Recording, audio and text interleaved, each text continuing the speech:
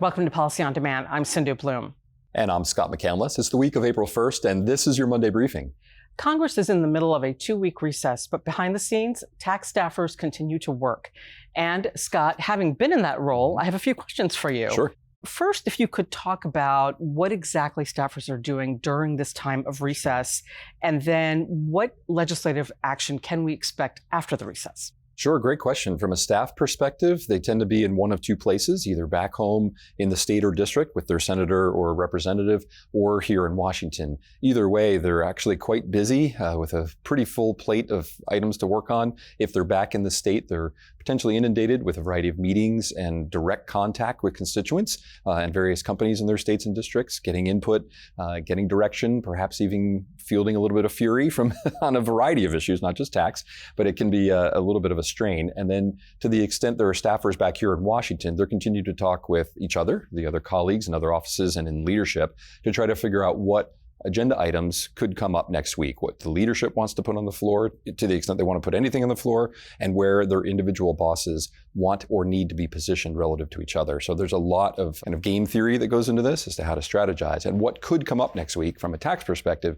is quite significant. This might be the one remaining opportunity. There might be another, but this is probably one of the last big gasps to try to get this tax bill over the finish line. Before they went on recess in the Senate, Leader Schumer, leader of the Senate, head Democrat, had indicated that he would like to put the tax bill on the floor and had taken some initial procedural steps to allow that to happen if they still, in fact, want to do that. So next week is going to be momentous for the tax bill.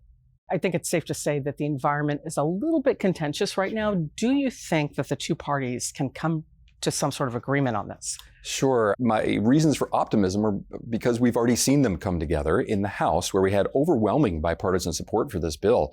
A vote of 40-3 coming out of the House Ways and Means Committee, more than 370 members out of the roughly 430 and change who voted for it in the full House. So we've already seen tremendous bipartisan momentum. But that was 8 weeks ago. So now we have to see if the Senate can come together. And you're exactly right. There has not only been a little bit of partisanship, but a stalemate where some of the asks going back and forth have been non-starters for the other side, and neither side can really figure out how to get through that particular logjam. They're not sure what else to do. So back to your original question, that's one of the things that staff will be working on this week to see if there's some answers to those as yet unanswerable questions. All right, so there's definitely, intensity around the delay, and in Washington, it's a whole other thing. But let's talk about the company perspective. Sure. What are their concerns around the delay in this bill? Sure. The delay has been painful. It has been over 2 years for the research expense issue. It's been more than a year for the interest deduction limitation and bonus depreciation. And the child tax credit is of concern to many as well. And that's why this deal seems so ripe to be something that could get over the finish line.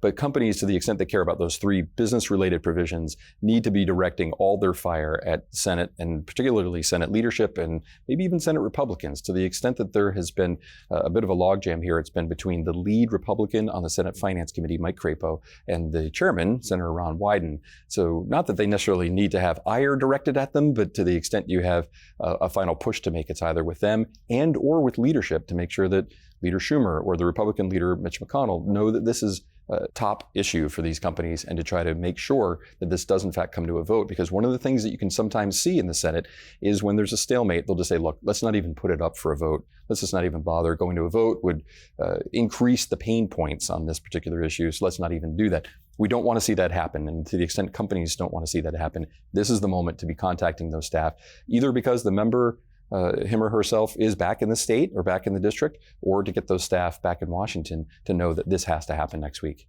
So let's say that Congress fails to pass this. Mm-hmm. What does that mean for other tax legislation leading up to the election? Sure. I think there are probably three answers to your question. One is in the short term. After this particular issue gets resolved or not resolved, the legislative calendar is just about dead. Now, there is one other issue. I said there is one possible last hope, last gasp for the tax bill. That's with regard to the Federal Aviation Authority, which expires in early May. That presents another potential opportunity. And because there are some excise tax issues in there, there's at least a colorable argument that it's germane to have other tax issues go along with FAA. It's a long shot, but it's at least a non-zero possibility.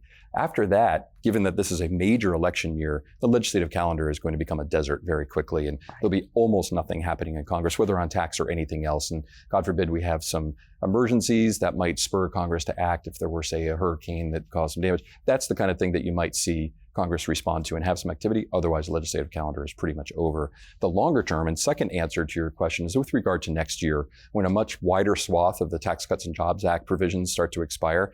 And what will happen is if this bill is not done, this bill we're talking about right now with those 3 key tax provisions, plus the child tax credit, if it's not done now, it makes next year even harder, makes next year's provisions even more expensive because of the way in which it affects the baseline, the revenue baselines that they'll consider next year.